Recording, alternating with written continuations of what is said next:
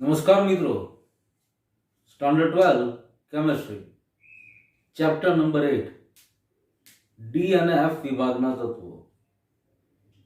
આમાં છેલ્લે ડી વિભાગના તત્વોમાં એની વિવિધ ઓક્સિડેશન અવસ્થાઓ, આયનીકરણ એન્થાલ્પી ઉપરાંત ઉચ્ચતમ ઓક્સિડેશન અવસ્થાના વલણો, દાખલા તરીકે ઓક્સાઇડ અને હેલાઇડ સંક્રાંતિ તત્વ ઉચ્ચતમ પોતાની ઓક્સિડેશન અવસ્થામાં ઓક્સાઇડ અને હેલાઇડ બનાવે છે, એની ચર્ચા કરી હતી. ઉપરાંત વિદ્યુત ધ્રુવ પોટેન્શિયલના આધારે CO2+ ઉપરાંત પ્રથમ સંક્રાંતિ શ્રેણીના બધા તત્વો એની પણ ચર્ચા કરી હતી.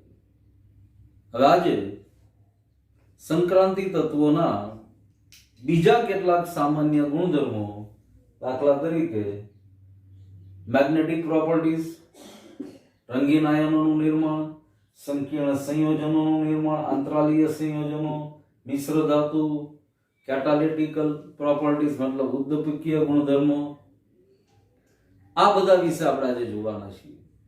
તેમાં સૌથી પહેલા મેગ્નેટિક પ્રોપર્ટીઝ, ચુંબકીય ગુણધર્મ.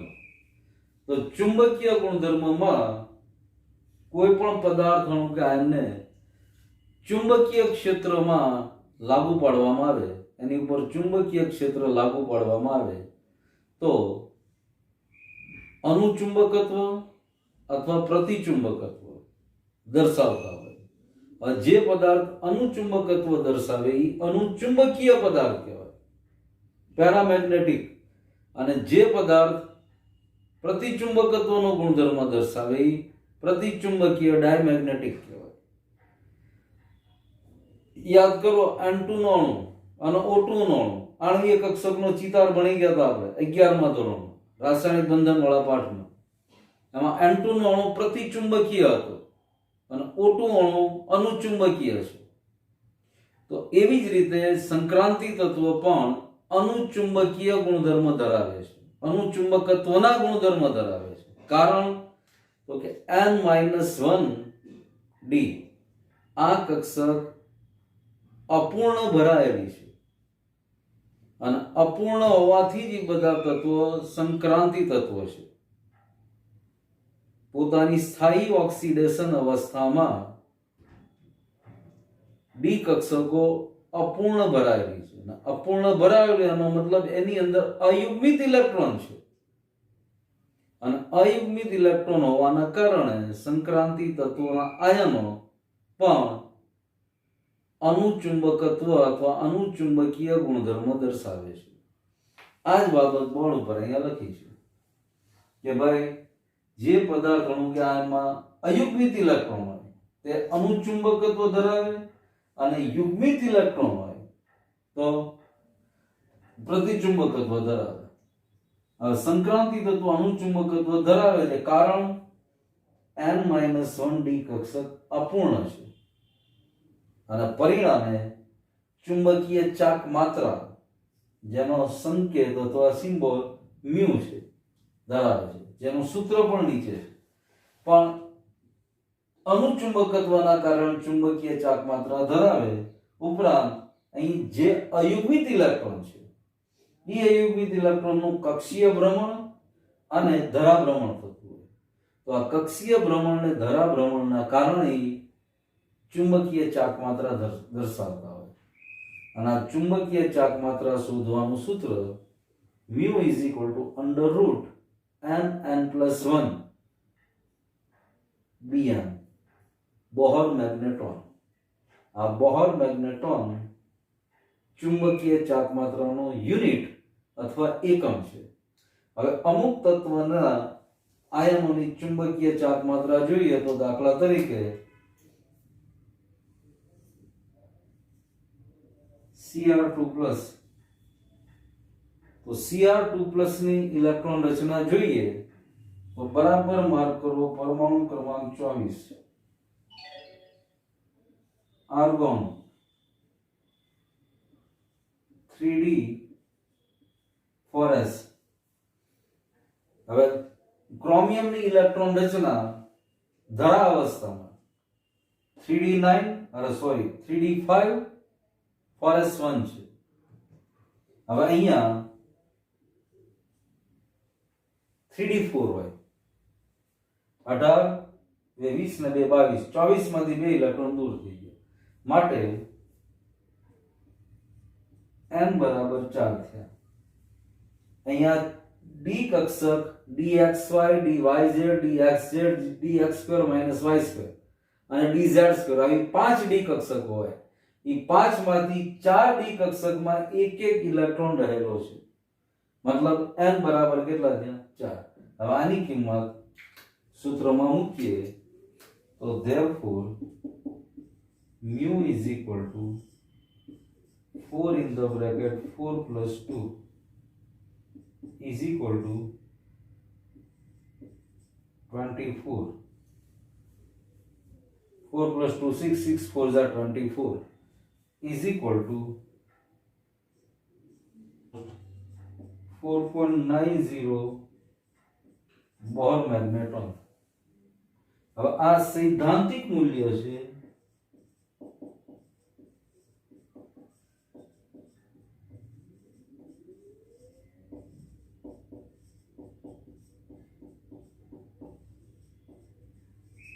આનું પ્રાયોગિક મૂલ્ય ઓલમોસ્ટ 4.80 બોહર મેગ્નેટ્રોનની આસપાસ છે. તો આવી રીતે જે તે તત્વના આયનની, જે તે સંક્રાંતિ તત્વના આયનની ચુંબકીય ચાપ માત્રા શોધી શકાય. હજી એક શોધીએ તો જો અહીંયા Mn2+ પરમાણુ 25. Mn2+ ઇલેક્ટ્રોન રચના જુઓ તો આર્ગોન 3d5 4s0. હવે અહીંયા n બરાબર 5 થઈ ગયા, કારણ કે ડી કક્ષકમાં અયુગ્મિત ઇલેક્ટ્રોનની સંખ્યા 5. therefore mu is equal to √ 5 plus 2 is equal to √35 5.9 bm. 5.9 bm ની આસપાસ, કારણ કે √36 હોય તો 6 થઈ જાય. 5.9 bm ની આસપાસ આન્સર મળે મેંગેનીઝ +2 આયન. તો આવી રીતે ચુંબકીય ચાક માત્રાની ગણતરી આ સૂત્રની મદદથી કરી શકાય. હવે મેંગેનીઝ પછી શું થશે તો કે આયરન, તો Fe માં ઇલેક્ટ્રોનનું યુગ્મન ચાલુ થઈ જશે. ડી કક્ષકમાં જેટલા અયુગ્મિત ઇલેક્ટ્રોન છે એના આધારે ચુંબકીય ચાક માત્રા મળે. હજી એક ઉદાહરણ નિકલનું જોઈએ. અહીંયા નિકલ તત્વની ઇલેક્ટ્રોન રચના, અને હું લખું છું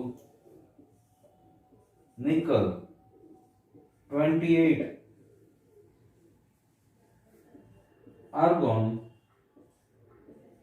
3d 4s2 18 ને 2 20 ના 28 8 ઇલેક્ટ્રોન નિકલની ધરા અવસ્થામાં હોય, પણ Ni2+ બને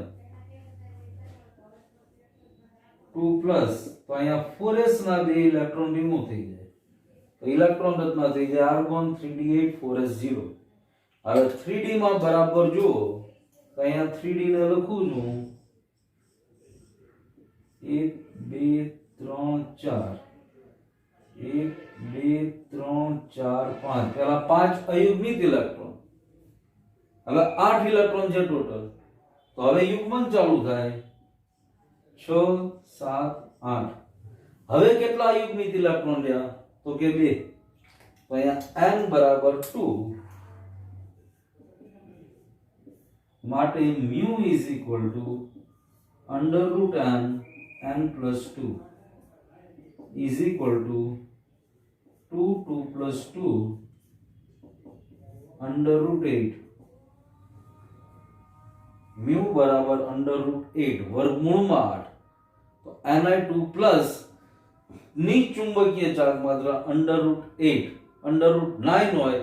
3 જવાબ આવ્યા, એપ્રોક્સિમેટ 2.9 bm. એટલે અહીંયા ખાસી ધ્યાન રાખવાનું, મેક્સિમમ ચુંબકીય ચાર્જ માત્રા Mn2+ અવસ્થાની મળશે, કારણ કે પછી ઇલેક્ટ્રોનનું યુગ્મન ચાલુ થઈ જશે. તો આ સંક્રાંતિ તત્વનો ચુંબકીય ગુણધર્મ થઈ ગયો. આ ખૂબ અગત્યની વસ્તુ, આવા ખાસ કરીને દાખલા એક્ઝામમાં આવતા હોય છે. એટલે આ ખૂબ જ અગત્યનો ગુણધર્મ છે, જે આયન અયુગ્મિત ઇલેક્ટ્રોન ધરાવતા હોય એની ચુંબકીય ચાર્જ માત્રા મળે. અને સંક્રાંતિ તત્વોમાં ડી કક્ષક અપૂર્ણ ભરાયેલ છે. જો અહીંયા અપૂર્ણ થઈ, તો અહીંયા 2 અયુગ્મિત ઇલેક્ટ્રોન મળે, એટલા માટે ચુંબકીય ચાર્જ માત્રા 2.9 bm મળે. તો આ ચુંબકીય ગુણધર્મ પછી હવે રંગીન આયનોનું નિર્માણ. લેબની અંદર કોપર સલ્ફેટ, મેંગેનીઝ ડાયોક્સાઇડ, આવા બધા પદાર્થો જોયા હશે. કોપર સલ્ફેટ બ્લુઇશ કલરનો ક્રિસ્ટલાઇન પાવડર છે, ક્રિસ્ટલાઇન પદાર્થ છે. તો હવે આવા સંક્રાંતિ તત્વો રંગીન આયનોનું નિર્માણ કેવી રીતે અને કેમ કરે છે, અને કયા કયા આયનોમાં કયો રંગ જોવા મળે છે, એની ડિસ્કસ આ ચુંબકીય ગુણધર્મો પછી કરીએ છીએ. સંક્રાંતિ તત્વોના આયનોનો રંગીન આયન દેખાવા માટેનો ગુણધર્મ. હવે કોઈ પણ પદાર્થ રંગીન શા માટે દેખાય છે? તો આપણને ખબર છે, દ્રશ્યમાન પ્રકાશમાંથી ચોક્કસ તરંગ લંબાઈ વાળા પ્રકાશનું શોષણ થાય અને ચોક્કસ તરંગ લંબાઈ વાળા પ્રકાશનું ઉત્સર્જન થાય. હવે જેનું ઉત્સર્જન થાય એ વસ્તુ આપણી આંખને પારખે છે અને એના જેવો કલર આપણને દેખાય છે. દાખલા તરીકે આ બ્લુ ભૂરો કલર છે, તો ભૂરો કેમ દેખાય? તો ભૂરો હોય તો ભૂરો જ દેખાય એમ નહીં. દ્રશ્યમાન પ્રકાશમાંથી ચોક્કસ તરંગ લંબાઈના વિકિરણોનું શોષણ થશે અને ભૂરા રંગની આવૃત્તિ, વાદળી રંગના પ્રકાશની આવૃત્તિનું ઉત્સર્જન થશે, જે આપણી આંખમાં આવે છે, પરિણામે દેખાય છે. એ જ વસ્તુ અહીંયા બરાબર જુઓ, જ્યારે સંક્રાંતિ આયનો પર દ્રશ્યમાન પ્રકાશ પડે છે ત્યારે તેમાંની ચોક્કસ તરંગ લંબાઈ વાળા પ્રકાશનું શોષણ થાય છે અને બાકીના પ્રકાશને ઉત્સર્જિત કરે છે. હવે આપણી આંખ ઉત્સર્જિત થતા પ્રકાશને આયનના રંગ તરીકે સ્વીકારે છે, પરિણામે આયનો રંગીન દેખાય છે. ઉદાહરણ તરીકે આ પદાર્થ જો, આ સંકીર્ણ સંયોજન છે, સંકીર્ણ સંયોજનનું નિર્માણ. આખો મુદ્દો છે જ આવા સંકીર્ણ સંયોજનો બનાવવા માટે સંક્રાંતિ તત્વ ખૂબ જ રીતે પોતાના ગુણધર્મને અનુસરે છે. સંકીર્ણ સંયોજનો બનાવવામાં સંક્રાંતિ તત્વનો ખૂબ મોટો ફાળો છે. સંક્રાંતિ તત્વ પોતાના જ ગુણધર્મના કારણે ઘણા બધા સંકીર્ણ સંયોજનો બનાવી શકે છે. એમાંનું એક આ સંકીર્ણ સંયોજન છે, નિકલ સાથેનો હાઇડ્રાઇડ. આ બધાના નામકરણ કેમ થાય, શું છે, આ બધું જ આની પછીના લેસનમાં ભણવાનું જ છે, સવર્ગ સંયોજન. પણ આ પદાર્થનું જલીય દ્રાવણ લીલા રંગનું દેખાય છે. તો આને કેમ સમજી શકાય? તો કે દ્રશ્યમાન પ્રકાશમાંથી બધા જ રંગ આની પર પડે છે, પણ લીલા રંગ સિવાય બધાનું શોષણ કરે છે, લીલા રંગને ઉત્સર્જિત કરે છે, પરિણામે આ પદાર્થ લીલા રંગનો દેખાય છે. તો ચોક્કસ પ્રકારના રંગ જુદા જુદા આયનો દ્વારા જોવા મળે છે, એનું અહીંયા લિસ્ટ છે. દાખલા તરીકે CO2+, ક્રોમિયમ 2+, કોબાલ્ટ 3+, વેનેડિયમ 4+. તો આવા આયનોના સંયોજનો ભૂરો રંગ આપશે. હમણાં જ વાત કરી હતી એમ કોપર સલ્ફેટ CuSO4, તેમાં કોપરની સંયોજકતા 2+, ભૂરા રંગનો પદાર્થ છે. એવી જ રીતે કોબાલ્ટ 2+, મેંગેનીઝ 2+, ગુલાબી રંગ આપશે. નિકલ 2+, Fe2+, વેનેડિયમ 3+, લીલો રંગ આપશે. ફેરસ સલ્ફેટ, કોપર સલ્ફેટ અને ફેરસ સલ્ફેટ આ ખૂબ જ લેબોરેટરીની અંદર જાણીતા પદાર્થ છે. હવે ફેરસ સલ્ફેટને જોશો લેબમાં તો લીલાશ પડતા રંગનો પદાર્થ છે. આનું જલીય દ્રાવણ બનાવશો એટલે આછા લીલા રંગનું દ્રાવણ બનશે. ખાસ ધ્યાનમાં રાખવા જેવી બાબત, ઝિંક 2+, સ્કેન્ડિયમ 3+, ટિટેનિયમ 4+ અને Cu+ આ રંગવિહીન આયનો છે. આના સંયોજનો જોવા મળે એ સફેદ રંગના હશે. ઝિંક સલ્ફેટ જુઓ, આ પણ લેબમાં જાણીતો પદાર્થ છે. તો ઝિંક સલ્ફેટ સફેદ રંગનો પદાર્થ છે. તો આ રંગીન આયનોના નિર્માણનો ગુણધર્મ સંક્રાંતિ તત્વો માટે છે. આની પછી આ બધી ઈઝી વસ્તુ છે. આની પછી કેટાલિસ્ટ અને આંતરાલીય સંયોજનો બનાવવાનો ગુણધર્મ સમજીએ. ઉદ્દીપકીય ગુણધર્મમાં કેટાલિસ્ટ તરીકે, હવે ઉદ્દીપક અથવા કેટાલિસ્ટ નું શું કાર્ય છે આપણને ખબર છે. ઉદ્દીપક અથવા કેટાલિસ્ટ પ્રક્રિયાનો વેગ વધારવામાં હંમેશા મદદરૂપ થાય છે. રાસાયણિક પ્રક્રિયાનો વેગ વધારી શકે એવા પદાર્થો કેટાલિસ્ટ અથવા ઉદ્દીપક છે. અહીંયા સંક્રાંતિ ધાતુ અથવા સંક્રાંતિ ધાતુના અમુક સંયોજનો પ્રક્રિયાનો વેગ વધારવા માટે કારણભૂત અથવા પ્રક્રિયાનો વેગ વધારી શકે એવા સક્ષમ છે. કારણ તો કે એની સંપર્ક સપાટી છે અથવા એની ધાર છે, ત્યાં આગળ એના પરમાણુઓની ગોઠવણી અવ્યવસ્થિત અને ઉપસેલા શિખર બિંદુ જેવી હોય છે. અને આ ઉપસેલા શિખર બિંદુઓ ઉદ્દીપન કાર્ય માટે જવાબદાર છે.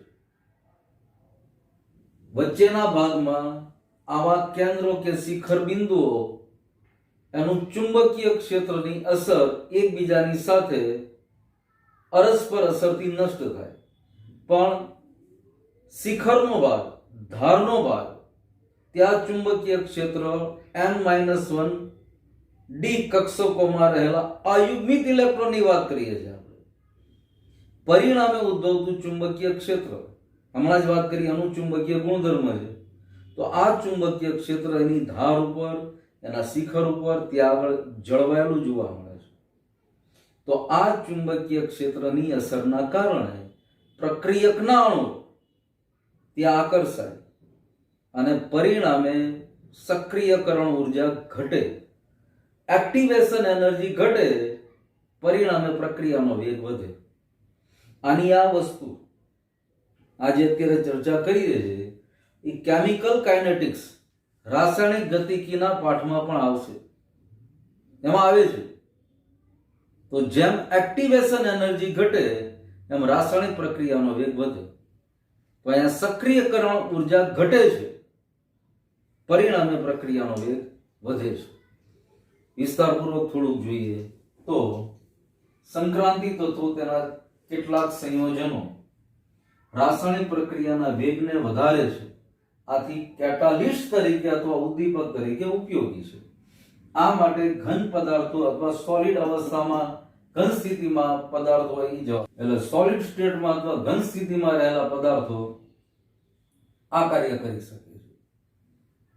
તેમના કણોની ધારના છેડા અથવા સપાટી ઉપર અવ્યવસ્થિત અને ઉપસેલા શિખર બિંદુઓ હોય છે. આ ઉદ્દીપન કાર્ય માટે જવાબદાર છે. આ કેન્દ્રોએ ચુંબકીય ક્ષેત્રના પ્રભાવથી પ્રક્રિયકના અણુઓ આકર્ષાય છે. વચ્ચેના ભાગમાં કદાચ એની અસર અરસપરસ નાબૂદ થઈ જતી હોય, પણ ધારના ભાગ ઉપર, છેડાના ભાગ ઉપર, શિખર ઉપર આ અસર પ્રબળ હોય છે ચુંબકીય ક્ષેત્રની. પરિણામી પ્રક્રિયકના અણુઓને પોતાની તરફ આકર્ષે છે અને પ્રક્રિયા માટે જરૂરી સક્રિયકરણ ઉર્જાને ઘટાડે છે. પરિણામે પ્રક્રિયાનો વેગ વધે છે. હવે અહીંયા 3 ઉદાહરણ લખ્યા છે. એક તો વનસ્પતિ તેલમાંથી વનસ્પતિ ઘી બનાવવા માટે, મતલબ વનસ્પતિ તેલના હાઇડ્રોજનેશન માટે નિકલ ધાતુ ઉપયોગી છે. નિકલ સંક્રાંતિ તત્વ છે. એમોનિયા હેબર પદ્ધતિ વડે બનાવવા માટે આયરન અથવા Fe ઉપયોગી છે. સલ્ફ્યુરિક એસિડની કોન્ટેક્ટ પ્રોસેસ અથવા સંપર્ક વિધિથી સલ્ફ્યુરિક એસિડને બનાવવા માટે વેનેડિયમ પેન્ટોક્સાઇડ જે સંક્રાંતિ ધાતુનું જ સંયોજન છે એ ઉપયોગી. આવા અનેક ઉદાહરણ છે. આ જસ્ટ 3 ઉદાહરણો લઈ. તો આ કેટાલિટિકલ પ્રોપર્ટીઝ અથવા ઉદ્દીપકીય કાર્ય માટે, ઉદ્દીપકીય ગુણધર્મો માટે સંક્રાંતિ તત્વો અને એના સંયોજનો કેવી રીતે ઉપયોગી છે એની ચર્ચા કરી. હવે આંતરાલીય સંયોજનો એની ચર્ચા કરીએ છીએ. હવે સંક્રાંતિ તત્વનો આંતરાલીય સંયોજન બનાવવાનો ગુણધર્મ. હવે આંતરાલીય સંયોજનો કાર્બન, હાઇડ્રોજન, નાઇટ્રોજન અને બોરોન જેના પરમાણુય કદ નાના છે. બાકી બધા તત્વોની સરખામણીમાં આ 4 તત્વોના પરમાણુય કદ નાના છે. હવે આ 4 તત્વો સંક્રાંતિ ધાતુ એની સપાટી ઉપર ચોક્કસ પ્રકારની સ્ફટિકમય રચના ધરાવે છે અને એ સ્ફટિકમય રચનામાં પરમાણુઓની વચ્ચે થોડી જગ્યા પોલાણ હોય છે. હવે આ પોલાણની અંદર આવા નાના પરમાણુ કદવાળા તત્વો સહેલાઈથી ગોઠવાઈ શકે છે અને પરિણામે જે સંયોજન બને એ આંતરાલીય સંયોજન છે. અહીંયા ખાસ એક બાબત ધ્યાનમાં રાખવાની કે આ અધાતુ પરમાણુઓ છે. કાર્બન, હાઇડ્રોજન, નાઇટ્રોજન અધાતુ છે.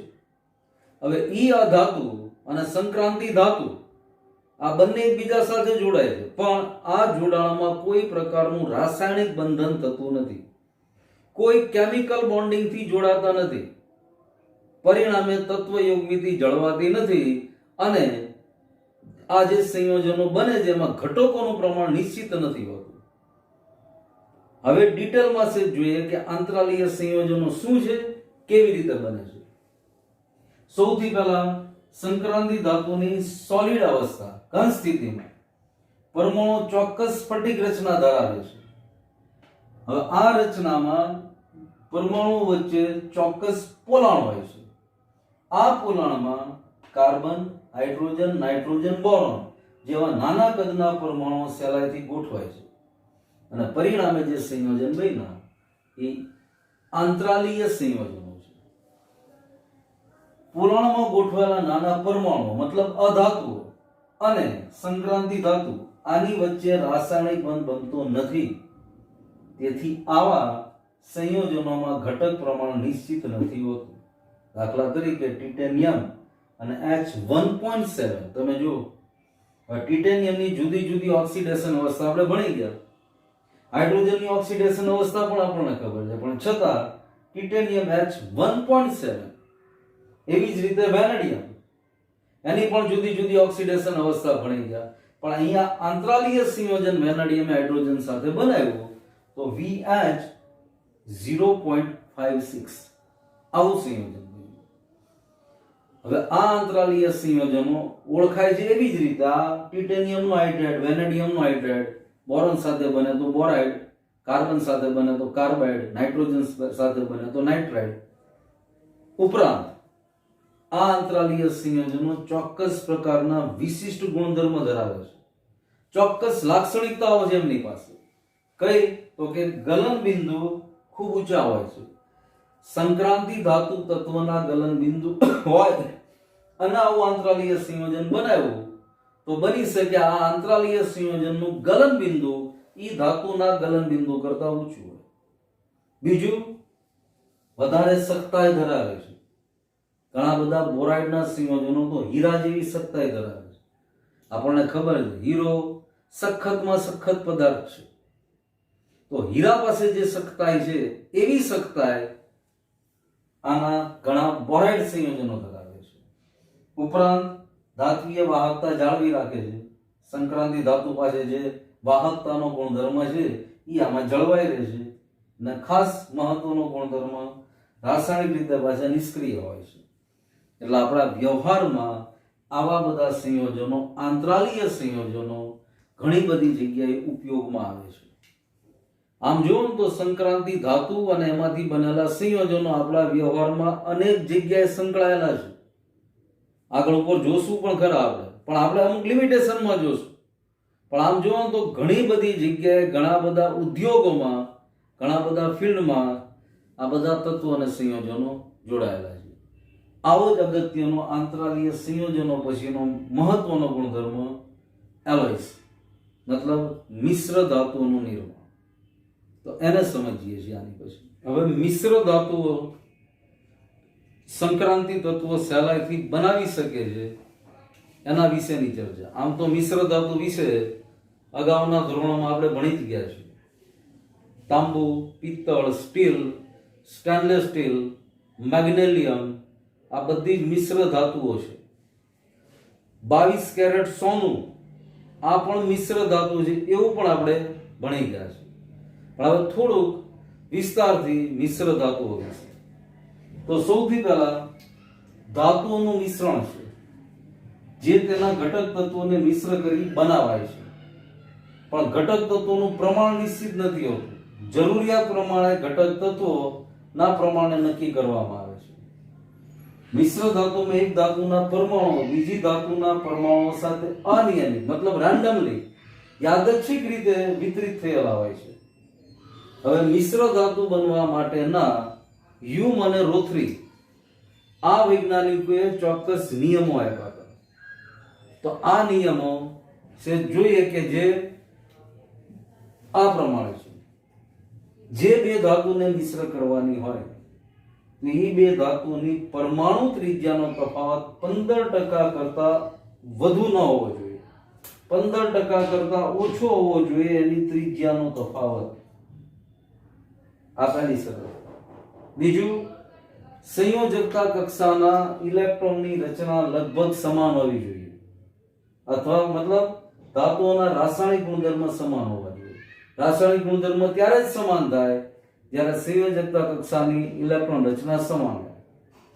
ત્રીજું, સ્ફટિક રચના સમાન હોવી જોઈએ.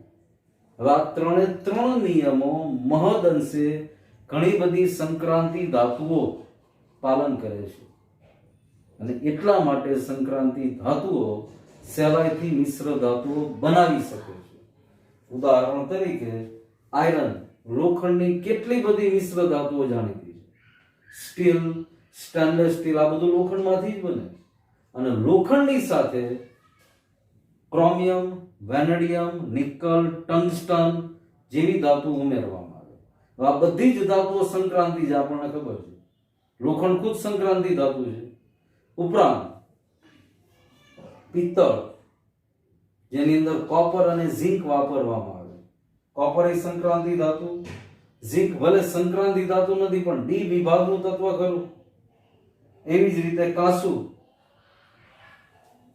કોપર, સ્ટેનસ જેને ટીન તરીકે ઓળખીએ છીએ આપણે. તો કોપર અને ટીન આ બેના મિશ્રણથી કાંસુ બને. તો આ મિશ્ર ધાતુઓનો ટોપિક થયો. હવે મિશ્ર ધાતુ પછી સંકીર્ણ સંયોજનોનું નિર્માણ.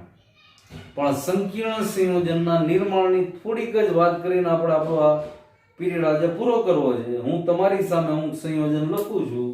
દાખલા તરીકે KMnO4, પોટેશિયમ પરમેંગેનેટ. હવે અત્યાર સુધી આ સંયોજન આપણે આવી જ રીતે જોયું છે, પણ હવે જો આવી રીતે લખ્યું. હવે આ સંકીર્ણ સંયોજન બની ગયું. સંકીર્ણ સંયોજનમાં સવર્ગ સહસંયોજક બંધ બનતો હોય છે, ઉપરાંત આયોનિક બંધ પણ બનતો હોય છે. આના વિશે આખું જ ચેપ્ટર આની પછીનું સવર્ગ સંયોજનો આપણે ભણવાના છીએ. હજી એકાદું ઉદાહરણ લખીએ જે હમણાં થોડીક વાર પહેલા જોયું હતું. Nickel H2O thrice 2+. આ બંને જો આ બંને સવર્ગ સંયોજનો અથવા સંકીર્ણ સંયોજનો છે, અને આ બંનેમાં મેંગેનીઝ અહીંયા નિકલ આ બંને સંક્રાંતિ ધાતુઓ છે, આપણને ખબર છે. તો આવી સંક્રાંતિ ધાતુઓ સંવર્ગ સંયોજનના નિર્માણમાં ખૂબ જ ઉપયોગી સાબિત થઈ છે એના ગુણધર્મોના કારણે. સંક્રાંતિ ધાતુના ગુણધર્મો જ એવા છે કે સંવર્ગ સંયોજનના નિર્માણમાં ખૂબ જ સહેલાઈથી પોતાનો ફાળો આપે છે. એટલે આની જાજી ડિસ્કસ આપણે નથી કરતા, આની પછીના ચેપ્ટરમાં આ જ બધું ભણવાનું છે. એમાં પણ આ બધી જ સંક્રાંતિ ધાતુઓ, ખાસ કરીને પહેલી સંક્રાંતિ સામે 3D ની ધાતુ, આમાંની મોટા ભાગની ધાતુ આપણી સામે આવવાની, પણ આની વિશેનું આખું ચેપ્ટર જ આની પછી આપણે ભણવાનું છે. એટલે આટલી ચર્ચા આની કાફી છે. પણ બાકી જુઓ તો આજના લેક્ચરમાં ચુંબકીય ગુણધર્મો ખાસ યાદ રાખવાનું. ચુંબકીય ચાક માત્રા શોધવા માટેનું સૂત્ર મ્યુ ઇઝ ઇક્વલ ટુ ચુંબકીય ચાક માત્રા is equal to under route n in the bracket n plus 2, જ્યાં આગળ n ડી કક્ષકમાં રહેલા અયુગ્મિત ઇલેક્ટ્રોનની સંખ્યા અને bm બોહર મેગ્નેટ્રોન એનો એકમ છે ચુંબકીય ચાક માત્રાનો.